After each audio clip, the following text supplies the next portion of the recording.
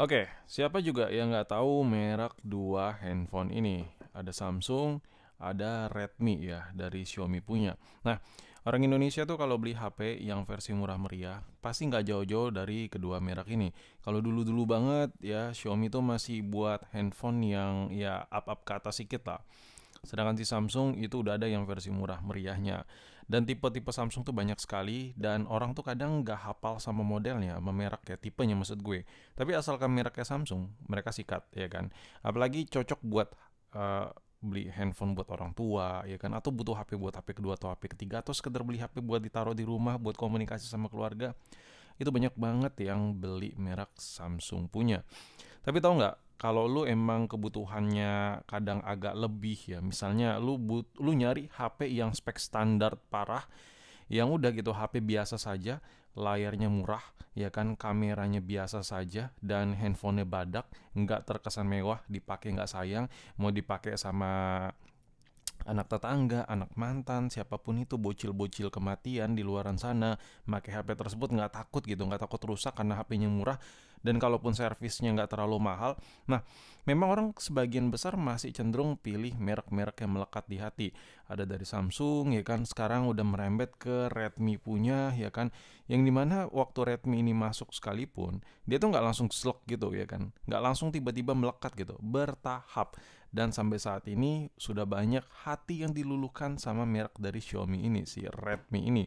Nah, kalau kita lihat kata Redmi, itu udah pasti HP murah meriah kentang parah.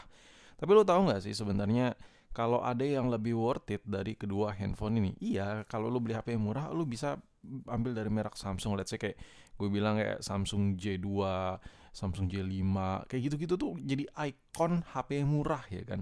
Apa sih HP gue cuman J2 Prime lah, apalah. Ya itu kayak itu jadi simbol HP merakyat sekali ya. HP apa ya, ya orang yang nggak punya duit pisan lah ya kan, dengan apa ya, nongol bacotan J2 Prime. Tapi itu bukti bahwa merek Samsung itu berhasil ya marketingnya di Indonesia. Nah, begitu juga Xiaomi, apalagi dengan merek Redmi-nya. Ketika orang bilang Redmi, Redmi, HP murah, HP murah, HP kentang lah apalah. Tapi itu bagus. Kenapa? Karena Xiaomi berhasil tandanya. Dia nyiptain merek Redmi ini, ya brand Redmi ini buat market yang low low low low low. Dan terbukti, ini contohnya kayak Redmi 10C ya kan. Ini lumayan laris loh, lumayan laris. Dan gue juga jual handphone ini lumayan laris si Redmi 10C ini. HP-nya badak, bagus. Maksudnya bagus dalam tanda kutip, lu harus tahu ya bahwa handphone murah itu nggak bisa lu pakai maksimal klimaks gitu kayak HP mahal gitu. Dalam kata tanda kutip bagus tuh HP-nya ya lu beli dengan harga sesuai lah dengan harga yang dikasih, tapi awet gitu, nggak rusak dan sebagainya lah intinya. Tapi lo tau nggak, sekarang tahun 2025 ada yang lebih worth it ya. Kalau lu mau nyari ya, mau explore keluar di luar merek Samsung sama Redmi ini, ada yang lebih worth it cuy. Apa mereknya? Nah, kita geser sedikit dulu. Apalagi kalau bukan Itil, anjay. Ini menurut gue ya, ini adalah salah satu handphone bagi gue yang paling worth it kalau lu beli di kasta murah. Gini loh, kalau lu beli HP yang kayak gue bilang tadi, buat mungkin dipakai orang tua lu, atau mungkin buat HP rumah, atau mungkin buat HP ketiga lu, HP bener-bener HP cadangan parah. Ini HP badak men. Ini HP badak yang menurut gue nggak bakal ngecewain lo. Kenapa? Oke, kita bakal coba bahas. Kenapa nggak mengecewain lo, dan kenapa menurutku ini lebih oke ketimbang kayak dari Samsung atau si Redmi sekalipun ya. Alasannya simpel, karena dia gimmicknya berguna. Ini per gimmick-gimmickan yang dimana ya lo bisa lihat ya, RAM 12 GB, storage 64 ya. Yang dimana kalau lo beli misalnya Redmi 10C, ini masih ada yang storage-nya di 32 ya kan. Dan RAM-nya ada yang 3 GB, ada yang 2 GB. Lu masih bisa jumpain loh Redmi yang RAM-nya 2 GB, dan lu juga masih bisa jumpai HP Samsung yang RAM-nya 1,2 GB. Satu Oh, kecil banget cu ya, kecil banget, RAM-nya 1 GB sekian ya kan. Itu HP Samsung ya, yang harga-harga murah meriah. Tapi kalau di Itil ya, kalau kita bandingkan ya, kita ambil sudut pandang yang range-nya sama, misalnya kayak let's say kita bandingkan Samsung yang harga misalnya di bawah 1 juta tapi di atas setengah juta, kita versusin ke Itel di bawah 1 juta tapi di atas setengah juta, mana yang menang? Gua rasa sih Itel A70 cu. Ini gua ambil satu contoh aja ya, ini harga di bawah 1 juta. Kenapa menang ini? RAM lebih besar, storage lebih besar, fitur kamera lebih lengkap. Lu bisa lihat sendiri dari tampangnya udah boba cu.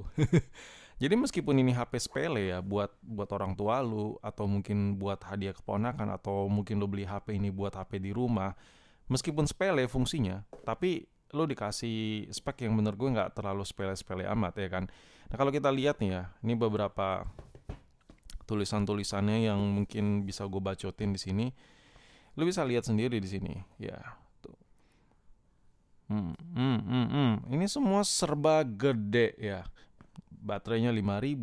Kalau lu beli Samsung di harga yang setara sama Itel itu masih ada loh Samsung yang baterainya tuh 3.000-an mAh. Ini 5.000, Cuk. 5.000. Dan displaynya tuh lu lihat tuh, gede 6,6 inci ya, display 6,6 inci. Nah, kalau kita bicara HP-nya sendiri, handphone ini tuh looknya modern. Jadi menurut gue kayak kagak ada sesuatu hal yang harus diperdebatkan sama HP ini. Dan lu bayangin ya, Samsung seharga ratusan ribu, yang which is di bawah 1 juta, setara dengan Itel ini, lu gak bakal dapetin look yang modern. Ini emang apa ya, ini bias ya, maksud gue kayak ya ada pretet dikit lah, tipis-tipis. Anjir, gua harga ratusan ribu tapi look modern, why not gitu. Sekedar pret kecil-kecilan lah. Jadi lu di harga ratusan ribu, lu dikasih yang di atas kertas tuh emang lebih dibandingkan HP-HP lainnya. Dan lu dikasih model yang looknya modern parah. Cuy, ini dipegang, lu pakein silikon case gitu, udah. Orang tua lu megang HP ini tuh kelihatan anjay modern sekali, ya kan, boba punya. Padahal yang nggak boba-boba amat, yang ini flash, yang ini baru kameranya. Nah, fitur kameranya juga lebih lengkap ya dibandingkan Samsung, dibandingkan Redmi pada umumnya yang harganya ratusan ribu yang setara sama HP ini. Jadi menurut gue, ini adalah apa ya? Langkah yang menyeramkan bagi pabrikan Samsung yang nyiptain HP murah, bagi merek si Xiaomi yang udah nyiptain Redmi untuk pangsa pasar kelas bawah. Muncullah si Puki Itel ini, menyeramkan sekali memang. Dan kalau lu emang butuh banget buat HP ketiga ya, ini emang salah satu HP ter the best. Dan gua aja sering banget manfaatin yang namanya HP Itel yang satu ini. Nggak hanya Itel A70 ya, nggak hanya Itel A70, lu bisa kayak Itel S23 yang RAM-nya 16 GB, yang storage. Kita nggak lihat RAM itu dari sisi fungsional kayak gimana-gimana ya, melainkan bigger storage itu menurut gue membantu sekali lah buat HP kedua, ketiga ya kan. Kenapa? Karena gue nggak terlalu pusing masalah memori ya, masalah storage, karena itu memang bukan HP yang gue harus satset pakai handphone itu. Tapi at least data gue bisa gue save di situ ya, cukup leluasa lah intinya. Menurut gue itu jadi kelebihan tersendiri. Sedangkan kelebihan-kelebihan kayak gini, lu kayak susah buat dapetin di merek Redmi, merek Samsung apalagi ya kan. Mungkin kalau lu masih belum ngerti plus minusnya apa, gue coba tulis di deskripsi. Jadi lu cek deskripsi itu gue lengkapin ya fungsi dari sebuah HP ketiga, keempat ya, atau HP cadangan atau HP rumah yang menurut gue kayaknya semua orang kadang perlu sih ya kan. Dan kelebihan-kelebihannya gue taruh semua di deskripsi yang gue rasain sama handphone ini. Nah, inti dari video ini gue pengen ngasih tahu aja ke lu, daripada lu beli mantan-mantan flagship kayak Samsung yang terlalu tua, udah pasti layarnya bisa jadi shadow, atau iPhone yang terlalu old gitu, yang udah pasti bisa jadi baterainya kembung, baterai health-nya jelek, atau mungkin mesinnya bekas servisan karena tua ya, itu hal yang wajar juga kan HP udah terlalu tua. Come on man, kita bicara tahun 2025, lu beli iPhone lo di bawah 1 juta, udah pasti iPhone kayak apaan tahu. Kalau lu kepikiran buat beli iPhone jadul buat HP ketiga, HP rumah, atau lu bahkan even lu beliin buat ortu lu, anjir, iPhone tua gitu, tua banget men. Yang pertama orang tua lu tuh nggak ngerti, agak sulit gitu pakai iPhone. Udah pasti banget gue. Yang kedua, umur handphone itu bisa jadi pendek karena udah tua banget. Yang ketiga, itu nggak leluasa ya, nggak bener-bener apa ya, nggak bener-bener ramah lah terhadap orang-orang yang gaptek ya, yang gaptek sekali yang pengen pakai iPhone. Jadi daripada mumet ya pusing, gue lebih nyaranin lo beli-beli kayak gini cu ya. Kalau buat orang tua, buat apa ya, buat sekedar HP rumah, karena baterai gede, storage gede, layar gede itu yang dibutuhin sebenarnya buat kasta-kasta yang nggak terlalu aktif banget pakai HP. Seriously. Dan ya udah, mungkin sampai di sini video pembahasan gue mengenai Itel ya. Ini lebih ke apa ya, rasa senang gue lah.